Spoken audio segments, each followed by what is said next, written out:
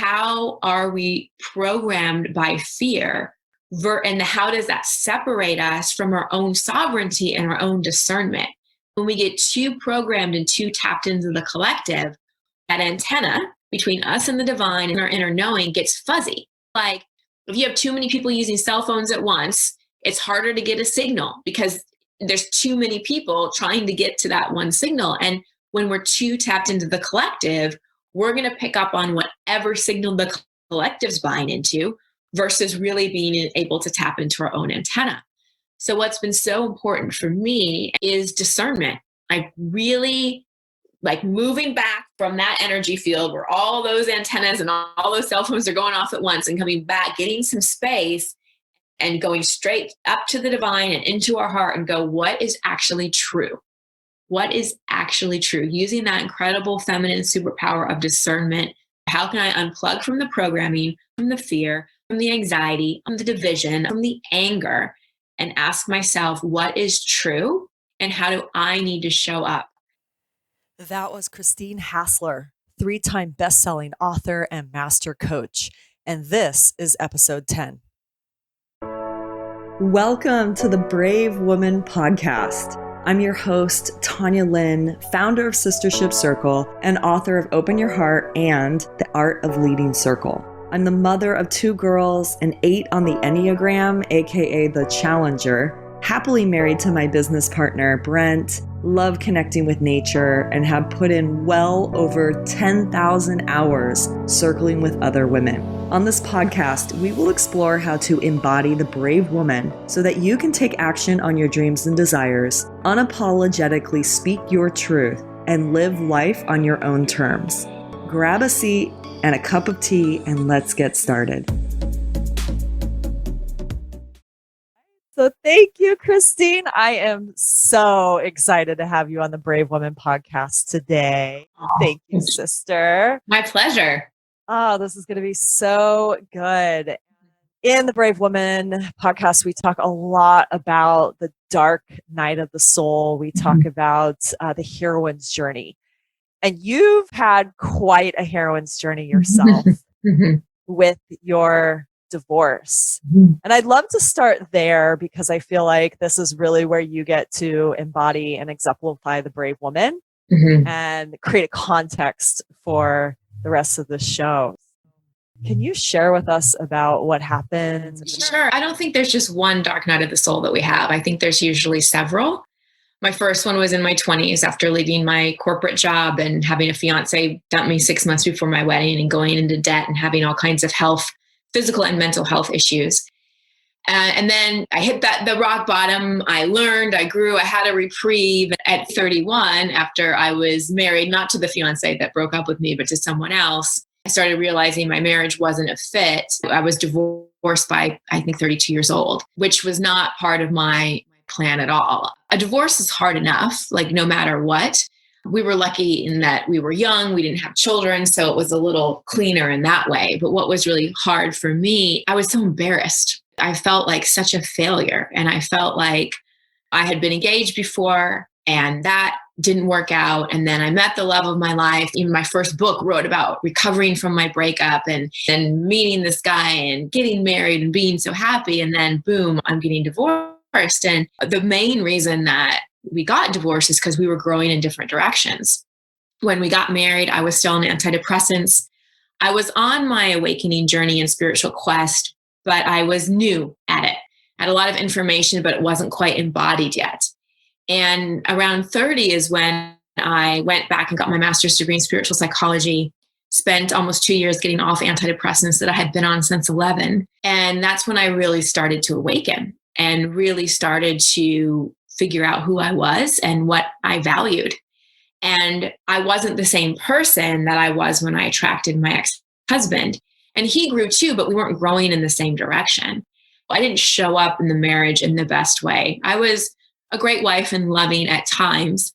But when I realized that we were growing in different directions and I had all this information and I could see how his childhood stuff was affecting our marriage, I started trying to coach him and judge him. And I think I emasculated him in a lot of ways. So if you want to inspire a man to change, telling them what to do is the exact wrong way to go about doing it. anybody, but especially men, they don't really like being told what to do because it feels emasculating. And I did that a little bit. And we tried, we went to counseling and therapy. We just weren't, I call that relationship a journey mate.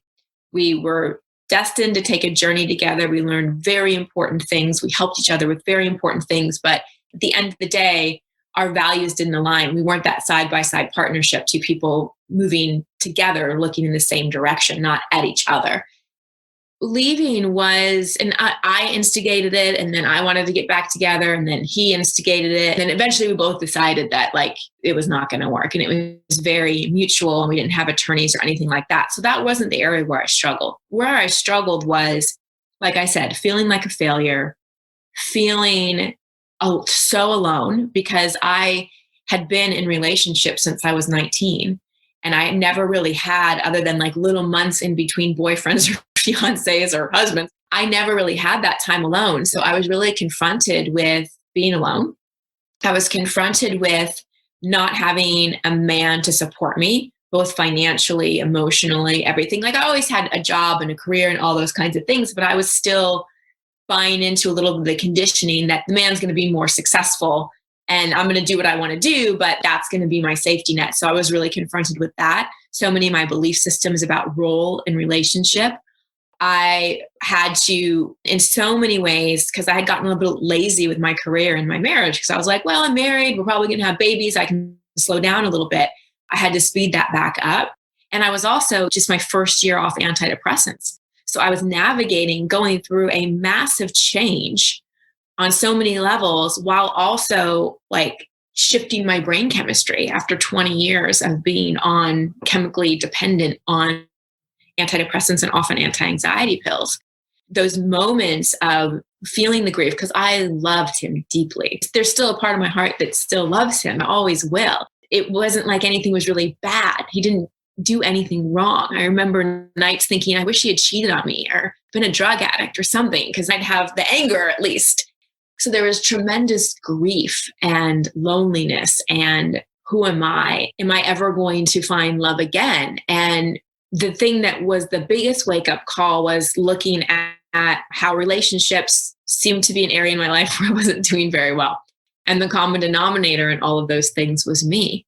I had to take an honest look without letting my inner critic, self-judger, who has a big voice in my life a lot of the time, without letting her really flare up too much, and take an honest look at how I show up in relationship, first and foremost to myself. And when I really saw how much I was so hard on myself and judge myself and really lack self-love, like I could do self-care, I could go to the gym and eat healthy and those kinds of things. But when it really came to self-love and true self-acceptance, I was a terrible partner to myself. That was incredibly confronting as well. All of this time, what inspired my last book, which was Expectation Hangover, because I was always a planner, and I got to a certain age in my life, my early 30s, where there I was divorced, felt like I was starting over on so many levels, navigating all kinds of physical, emotional, mental things, and feeling like I was at the beginning, feeling like I just had to start everything over. But in that expectation hangover, in that disappointment, that's when I really learned the most about myself and really learned how to become an incredible partner to myself, which I think requires a lot of bravery, because we can get through life, we can get through our entire life without ever really taking an honest look at our relationship with ourselves. We can go have relationships and kids and a job and all those things and get to our deathbed and go, whoa. Like, how was I to me my whole life? Like, did I ever really experience true self-love, true self-forgiveness, true self-acceptance, true joy just for being me, not for any of my roles? And that took a lot of bravery to learn how to love myself independent of anything outside of me. Wow. Thank you for sharing that story. Mm-hmm. And I love how you said that about creating a partnership with yourself. For women who are really wanting to cultivate that self-love and create that partnership with themselves, even if they're in relationship currently, what are some of the things that you did, or some of the things that you needed to shift within yourself? What was the work? Oh, there was a lot. And it wasn't an overnight thing. In no particular order, a lot of it was emotional release work. So I had to find my rate. I had to find my anger. So much of depression is suppression. It's suppression of emotions. And especially as women, we really don't have healthy outlets for anger. Little girls aren't really encouraged to box and to yell and to scream and to fight or any of those things. And so we are conditioned for the most part we can do sadness, but when it comes to anger, we don't generally have healthy expressions for that. And it leaks out as bitchiness, irritability, depression, suppression, all those kinds of things, shut down. And so I had to find my rage. I had to get a pillow and a little foam noodle, those pool noodles, and use it as a beater tube and yell and scream. And not just catharsis, but I had to attach my words and my voice to the things I was angry about. Angry because I'm angry at so-and-so. And I would never direct the anger at myself, but I rode the waves of my emotions. And what I was basically doing is having an adult temper tantrum. I'd start with the anger about whatever I was triggered with. And it eventually moved to the sadness and the weeping. And then that kind of thing that a kid does at the end of a temper tantrum, there was peace. I could get to forgiveness when I rode that whole wave of my emotions. So I made my feelings okay. And I learned how to release them rather than recycle them, because women, we feel a lot, but we recycle our feelings so often. And an example of that is we cry, but the whole time we're crying, we're judging ourselves, we're analyzing ourselves, we're going into victim mode, we're wanting it to be over. We're not actually having a good release while just holding total compassion for ourselves. There's a judger, there's an analyzer, there's a critic that's part of our cry. And so I had to learn how to release emotions while the part of me that was witnessing that just held this incredible place of compassion, so that feelings would come up and out rather than just recycle through my own judgment. So that was a really big part of it. Another big part of it was getting help, having a coach slash therapist to really help me look at my blind spots and really was there with me and really was that someone that I could bring all of me to. And another big part of it was learning how to make friends, because since I had been so dependent on my relationships my whole life, and since teasing and a bit of bullying was part of my story in my childhood, especially middle school, and feeling just really lonely and not really having a lot of friends, even in high school and college, I really didn't know how to make friends. I had to deal with that sister wound. That was such a big one for me. Like confronting that and being vulnerable and meeting new women and saying, hey, do you want to be my friend? Like, I would actually say that to start to form those connections. That was a really big piece of it too. Tapping into my creativity was massive. I was always good at working and achieving and kind of that masculine energy, but finding ways to tap into my creativity. And a good friend of mine, her name is Sam Bennett, she says, not everyone's artistic, but we're all creative. And I never thought I was creative because I can't really draw or paint or make stuff, but we all have ways that we're creative. And then writing my last book and letting my life be a lesson and really looking at how is everything that's happening to me really happening for me. We hear that a lot. We've all seen on Instagram, it's not happening to you, it's happening for you. And we know it intellectually, but until we really embody that and understand that we're not being punished and pull ourselves out of victim mentality, I really had to be observant of when I went into victim consciousness, because it's easy to do, especially when we're going through something like a divorce or a job loss or anything that's an expectation hangover that we didn't see coming. And going into that victim, oh my gosh, that would just suck all my energy. So I had to observe when I did it, because it was a bit of a habit, and just pull myself out of it. So those were just some of the things I did, but it's all an expectation hangover. That was my way through. I treated on the emotional, mental, behavioral, and spiritual level, because I was clear I didn't want another divorce or whatever was like that. I didn't want to be in another position where I really worked hard to achieve something and I really thought something was it, and then it falls apart. And I know in life we don't have complete control and we can't control the expectation hangovers that happen. But I knew that if I was thorough and if I got the lessons, I wouldn't have to repeat that grade. I'd be able to move on to the next one. Yeah, beautiful. They say that your pain is your purpose. And I love how you did it, where you had this life experience become your body of work. Like we can all go and read that book and see the step-by-step process that we can apply to our lives.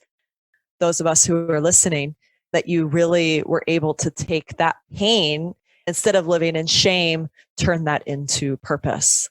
I love that. One of the things that I have personally been dealing with lately is anger, and had someone actually hold space where I did exactly that. And I've done so much anger release. But what I realized is that it was starting to build again, and I wasn't actually doing the work. And had someone hold space so that I can be witnessed and be held as I just thrash some pillows. Yeah. One of the things that I want to talk about is this idea of failure, and specifically around failing at personal growth. Yeah. Because so many people, they're like, oh, another course that I'm doing. And oh, it didn't work for me last time. So what is it that's actually going to have change stick? Like, what is the work? I think it's two parts to make it super simple. The first part is going back to the past, not to relive it and not to analyze it, but to let that inner child, I would say 99.9, if not 100% of what we're triggered by in our adult life has a root issue to the past. I've coached thousands, I don't even know how many people, thousands and thousands.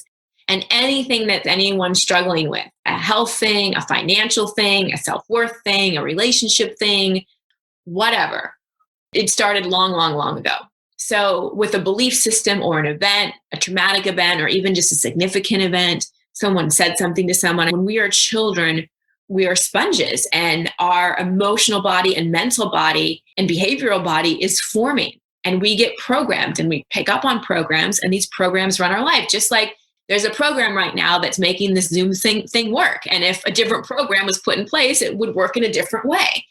And so that's the first part. We've got to go back and not to analyze, not to be like, well, since my father abandoned me when I was 6, I have abandonment wounds. Okay, that's great. Awareness is the first step. But it's going back to that 6-year-old, that inner child, and saying, hey, little Judy, I'm here. I know your dad just left. Tell me what you're feeling. I really want to listen to you.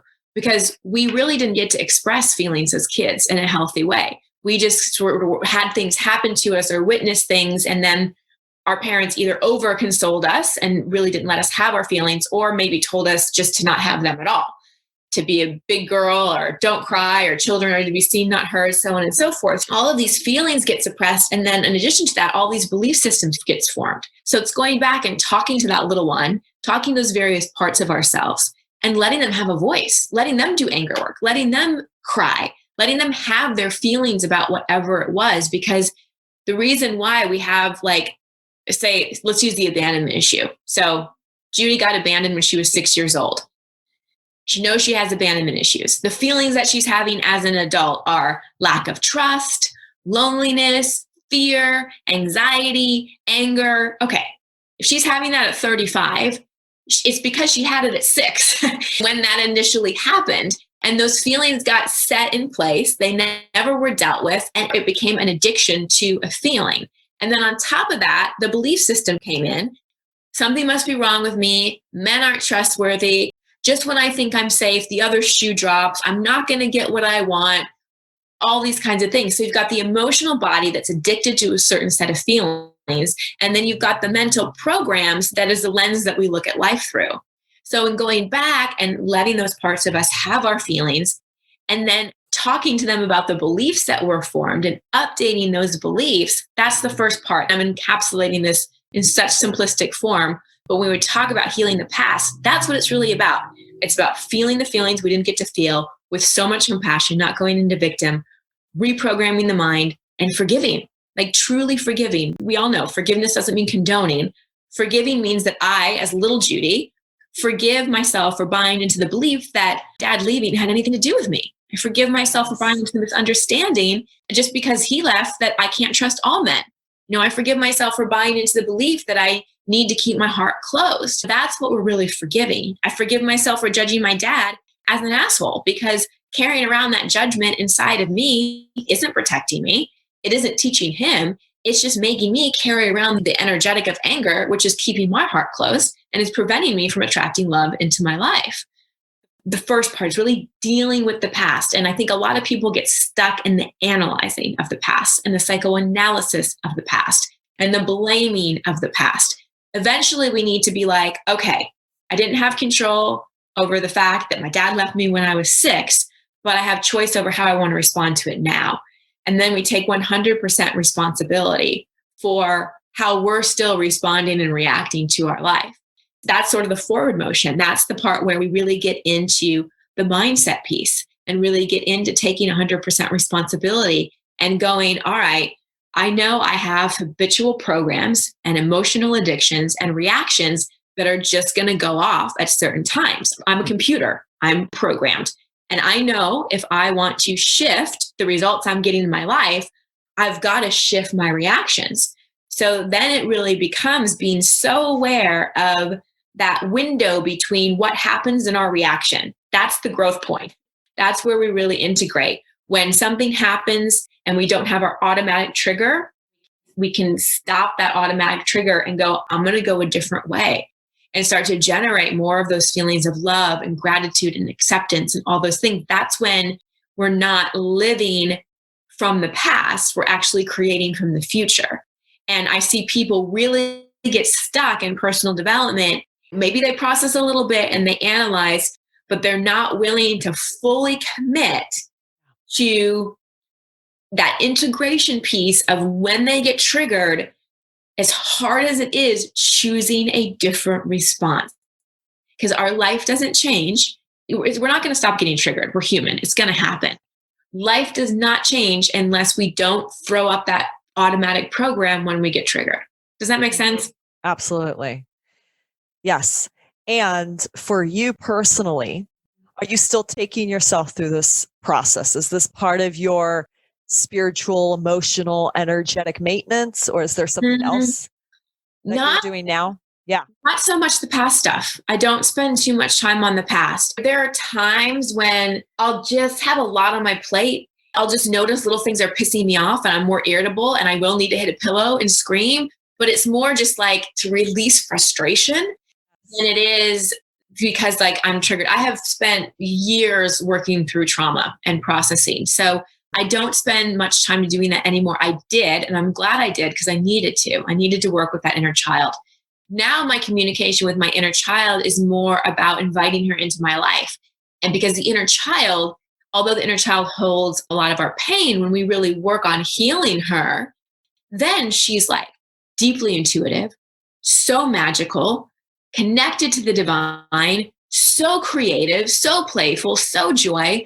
So I still connect to my inner child, but now it's more to access all those amazing qualities of the inner child.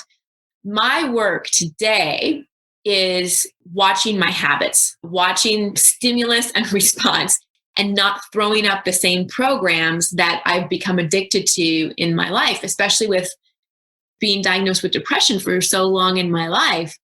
There's a little bit of an emotional addiction to lean towards the woe is me kind of energy. I have to notice that and go, no, it's not the direction I'm going to go. I'm going to choose gratitude in this moment. My work is looking at those habits.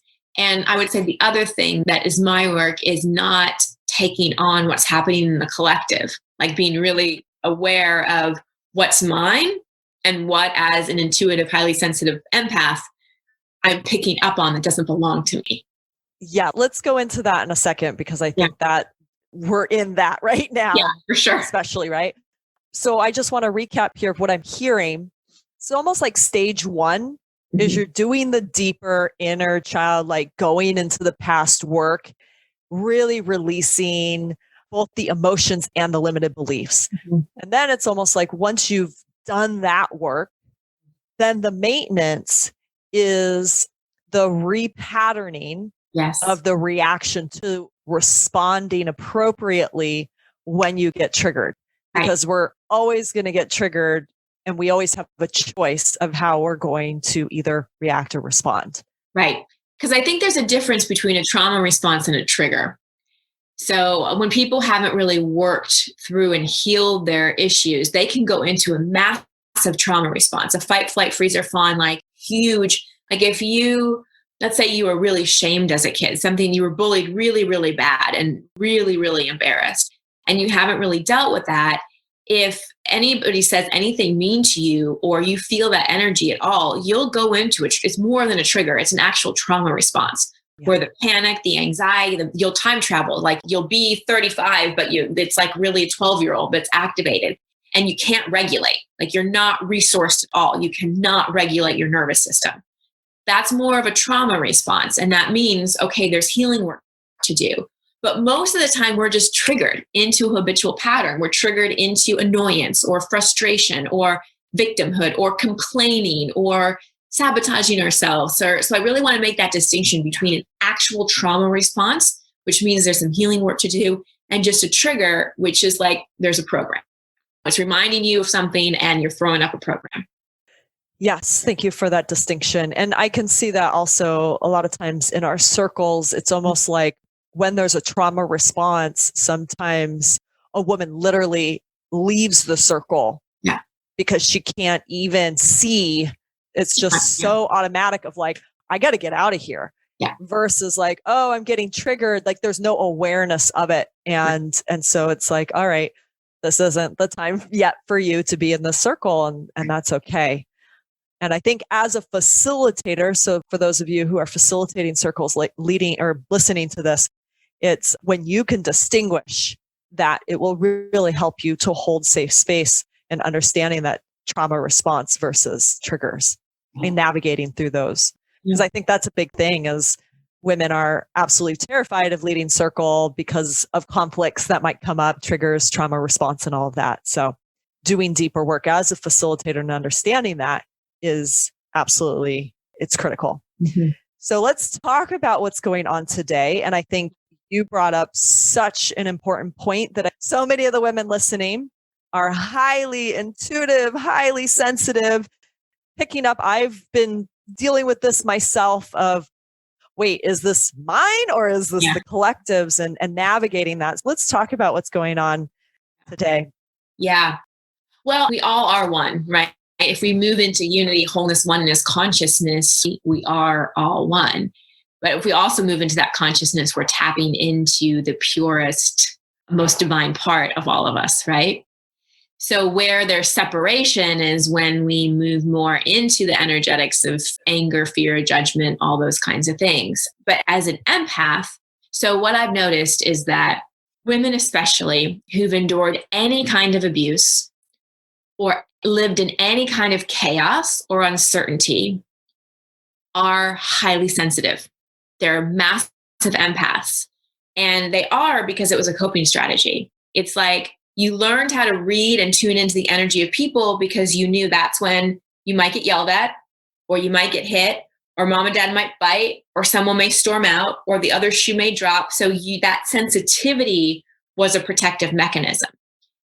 And part of the evolution of empaths and highly sensitive people is to evolve the sensitivity from a protective strategy into a gift. And how it's a gift is it can become incredibly compassionate, not sympathetic, not taking on people's emotions, but just so compassionate that we really, truly can understand people and feel them. Again, not take on their feelings, which a lot of highly sensitive people do, but really just understand and not be as reactive. We know what people need. We can read a room, all of that kind of stuff. But when we're not really clear with our own boundaries and we're not being super discerning, we can pick up on the collective. So I know for me, when COVID first started, even though, or like a month in, even though I wasn't particularly anxious about it, I was feeling so much tightness and so much anxiety in my chest. And I was like, what is going on? And I knew it wasn't mine. I was really tapping into the collective. And that's what a lot of us that have those gifts do unconsciously, because we think that's how we help. If we can take the feelings away from someone who's suffering, then they'll be okay. And that's how we help. And if people that resonate with this, think back to your childhood and think back to if you had a parent or someone in your life that was upset, you tried to just make them better so the chaos or the upset would stop. So it's like, no, I'll take it because I just want everybody to be okay. And I just want this to go away. So that's one of the reasons we do it.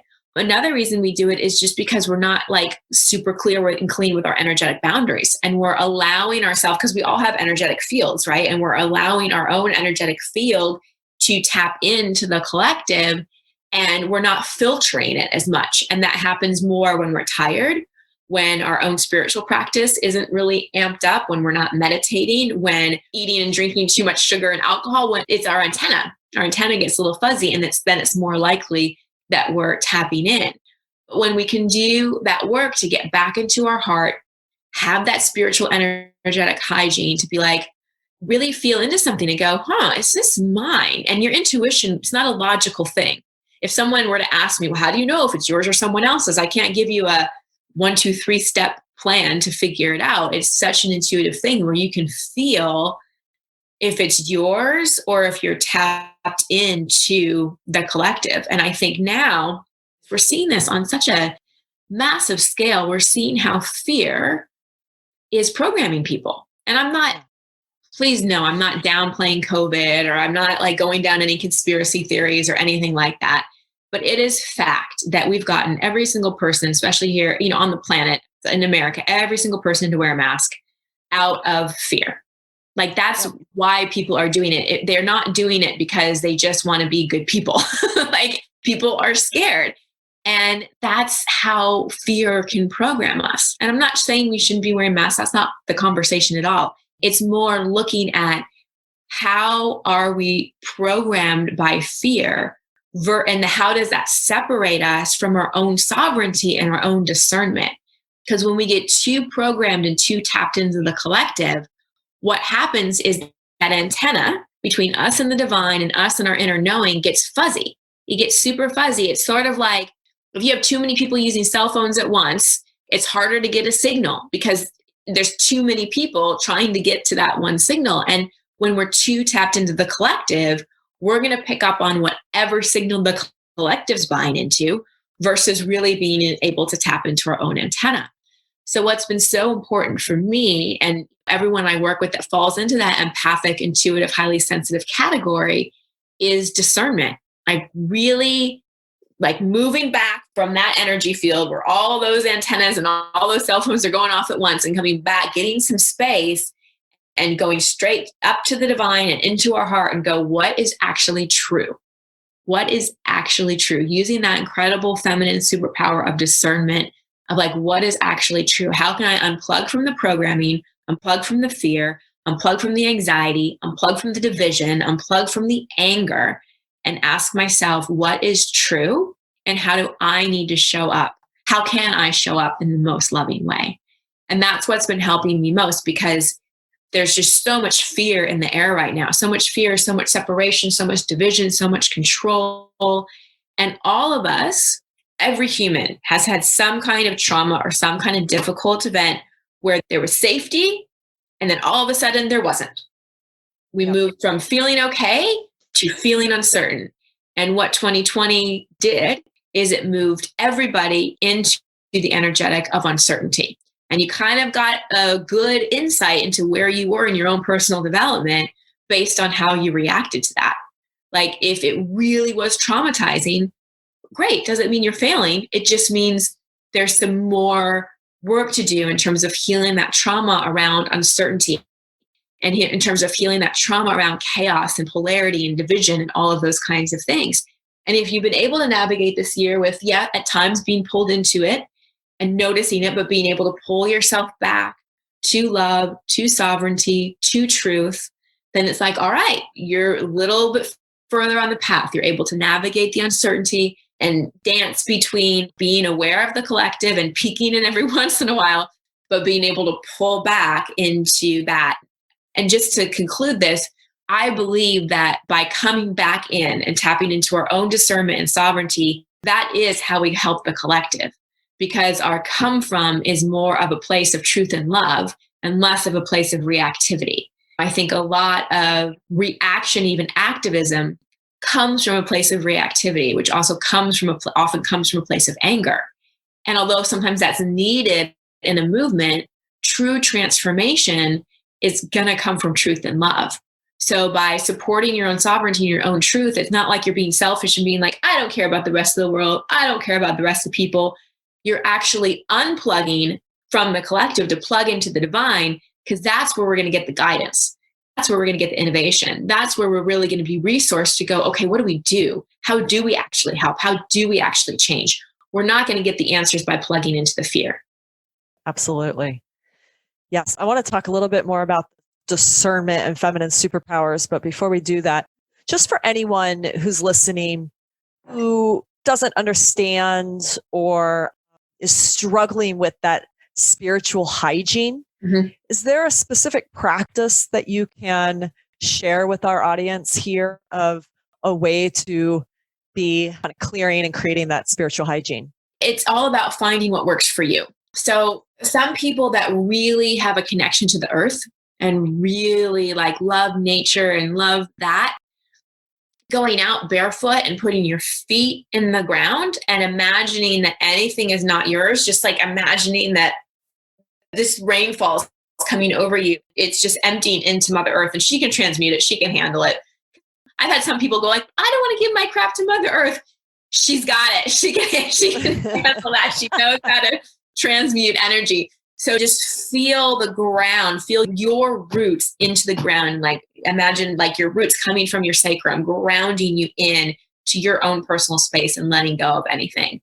Other people really love visualization. So one of my favorite visualizations is just, again, to imagine that column of light or that like divine waterfall washing over you, cleansing you of anything that doesn't belong to you. And then this golden bubble, like someone just was blowing bubbles and they just blew this beautiful iridescent or golden bubble around you. And that love can get in and you can see out and all of that, but it protects you from anything that doesn't serve you. Some people really like cord cutting visually or whatever it is. Epsom salt baths are another great way to do it. And honestly, for a quickie way, the energy responds to the power of our intention. So you don't have to have this dramatic ritual. I know people that do energy clearings that take them 15 minutes. And I'm like, that's a lot. And if 15 minutes work for you, that's great. But sometimes it's just the power of intention. Sometimes I will just close my eyes and I will just intend with all my conviction. And I will just say, Spirit, anything that doesn't belong to me, anything I picked up that's not mine, clear it now. And just say it. Just have that intention and believe it and trust that energetically, like your intention, the universe is getting that, hearing that. So it doesn't have to be complicated. You just have to do it and find a way that really resonates with you. I love that. Thank you for those tips. So let's talk about feminine superpowers and specifically just the misconceptions around feminine energy. Well, one of the questions I get a lot from women, especially because in our Be the Queen program where we're teaching, it's based on my journey of calling in my husband. And so it's for single women who really want to call in an epic conscious relationship, not just a good enough relationship. The question, so many of them on their applications say, I need to get out of my masculine energy. I've been told and I know I'm too much in my masculine. Yes, and it's not really that. So most women are in their protective strategies that look like masculine energy. Really is it's a protective strategy. So I'll use myself as an example. When I was really dating and looking for my partner, so many people would say to me, well, you're just too much in your masculine. And it just never landed with me because I was like, I consider myself a pretty feminine woman. Like, I like being a woman. I don't feel masculine. Why, just because I'm successful and I'm intentional and I'm independent, does that make me masculine? And what people were really seeing, they were seeing my protective strategy and they just named it as masculine. For me, dealing with abuse, dealing with bullying, knowing that I feeling like I only had value when I was achieving or doing something and compensating for massive insecurity through achievement and success was my protective strategy. That's how I made myself feel safe in the world, is doing things. That wasn't necessarily masculine. So I see a lot of women get stuck because they read all these books on how to cultivate their feminine energy and they go to belly dancing classes and pole dancing classes and all these things. And it's not really shifting because they're trying to just mute masculine energy and amp up feminine energy, where it's really not about either one of those things. It's really about this protective strategy that you've put to keep around you to keep yourself safe and guard your heart. And when you can heal that, then naturally the integration of masculine and feminine energy will happen. So, and then you can lean more into the pole dancing and all those things and get that feminine energy firing, but it's not going to lead unless you really deal with that protective strategy. So for me, I had to find ways to make myself feel safe other than just achieving.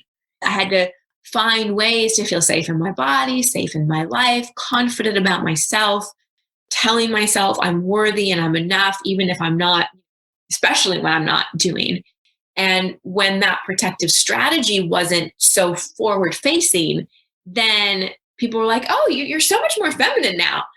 But I wasn't working on masculine, feminine energy. So that's one thing. Does that make sense, what I just said? I love that. Love it. Yes. Yeah. That's one of the things I learned. And the other thing that I really had to unravel was when people were like, get in your feminine energy. I was like, well, that just feels like a demotion. Because my perception of feminine energy was like flowy and passive. And you just wait for the masculine to come along and make a decision. And you're just kind of like artistic. And none of those things are bad, but I like to make decisions. I like to get things done. I like to be the boss. I don't know about this. This like going into my feminine energy seems like such a demotion. But what it was is I was using an old model, an old construct of what feminine energy is, because we had the submissive housewife archetype in our short-term history that we have access to through our grandmothers. I'm only going back a few generations. So we have that 50s housewife type of mentality, submissive.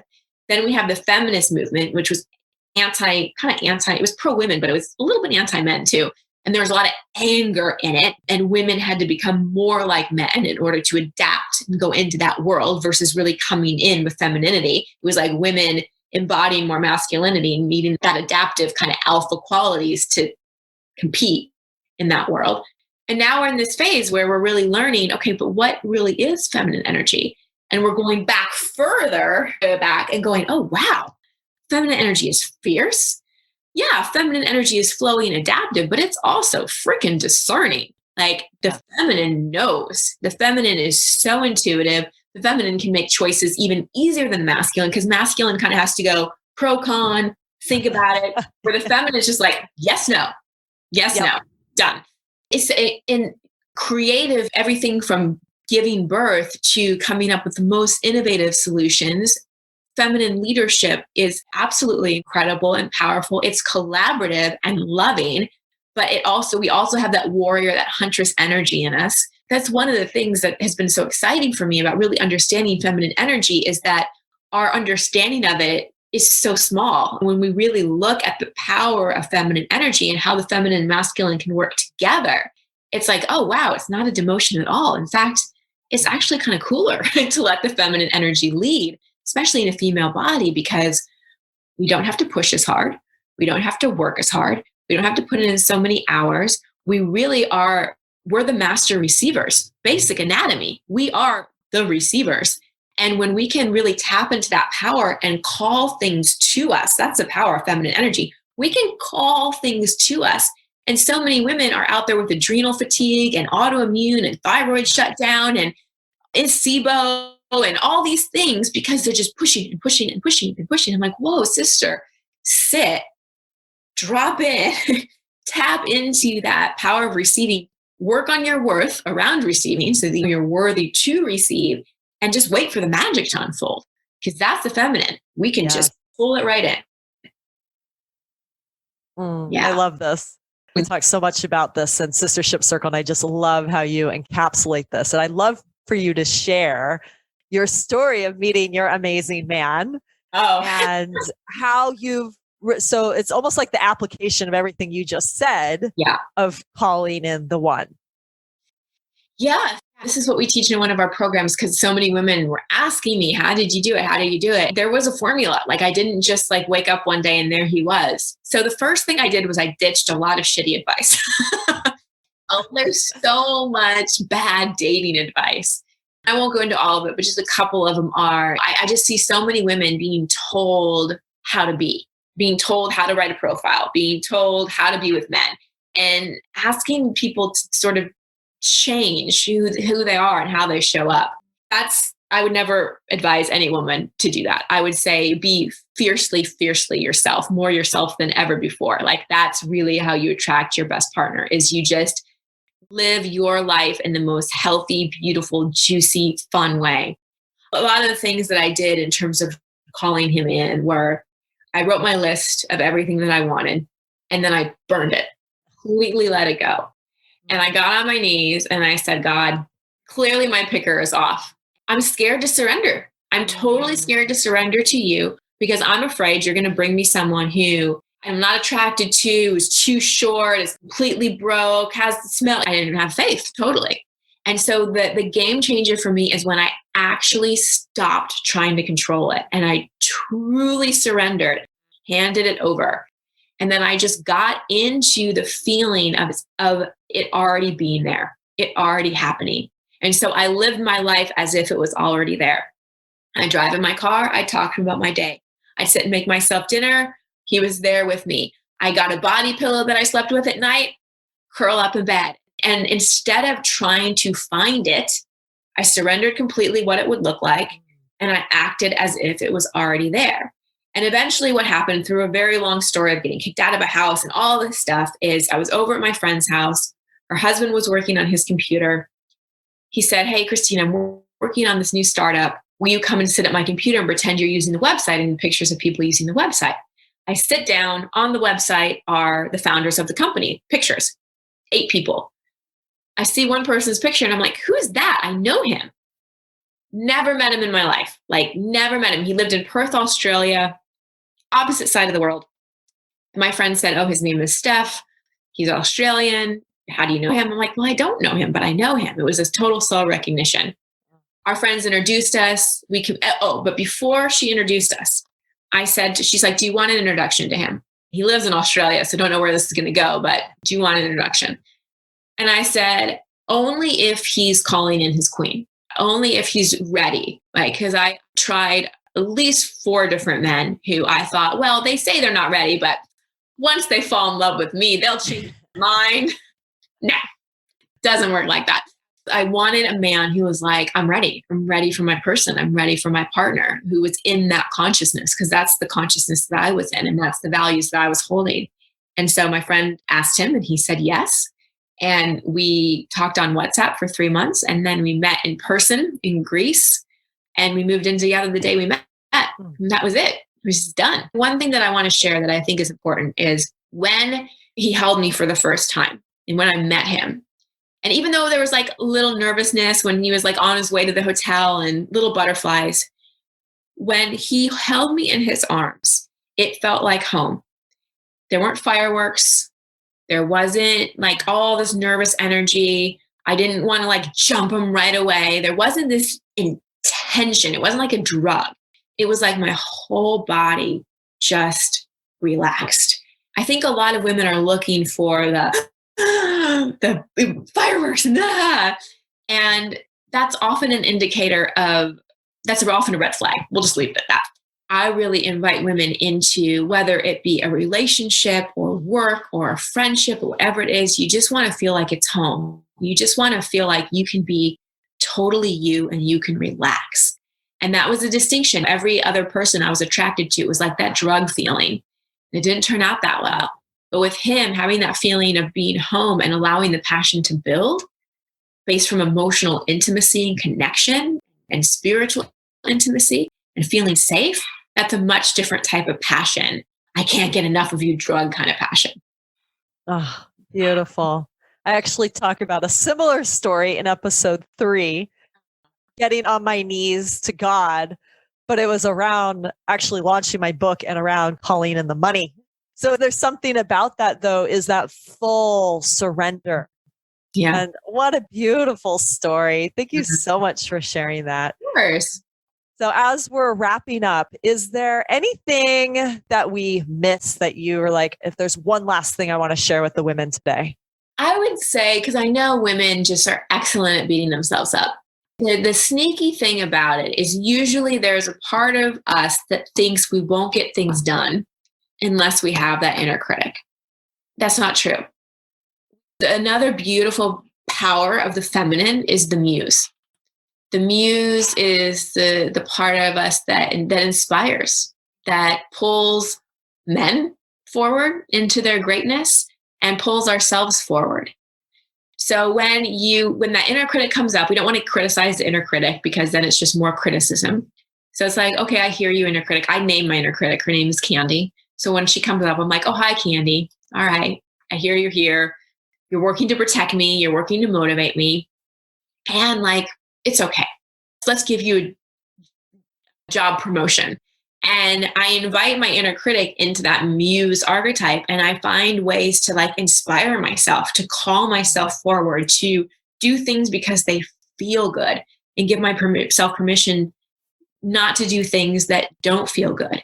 And so I think more women need to tap into that muse energy, that inspirational energy that pulls us forward versus this critic that just pushes us and pushes us and pushes us and eventually depletes us. Thank you. So Christine's got a free gift for all of you listening today. It's the guided meditations to treat your mind and heart. And you'll find the link on the show notes along with the link to her book and some of the other things that were mentioned today. So Christine, could you just share a little bit about this guided meditation? Yeah. So they're prescriptive. There's one for anxiety. I think there's a morning one. There's based on like whatever you need. Just look through the tracks and you're like, oh, I need a little bit of that one. The meditations, I talk about the emotion that you're working with and a little intro, and then you go right into the meditation. Awesome. Thank you so much, sister. This was so amazing. My pleasure. And everyone, thank you for tuning in to the Brave Woman podcast. We'll catch you next time. You just listened to this show. I'd love for you to leave the Brave Woman podcast an honest review. Reviews help podcasts like this one grow, making it more possible for me to devote my time, energy, and money to its production. If you take a screenshot of your review and email it to support@sistershipcircle.com, we'll send you one of our archetype activations as a thank you gift. Thank you so much for your support. I really appreciate it. Up next, have you heard of yoni steaming? Do you want to know how to do this magical ancient technique properly? I've got Earth Mama Medicine joining me next week to talk about yonis and the best herbal allies for your soul.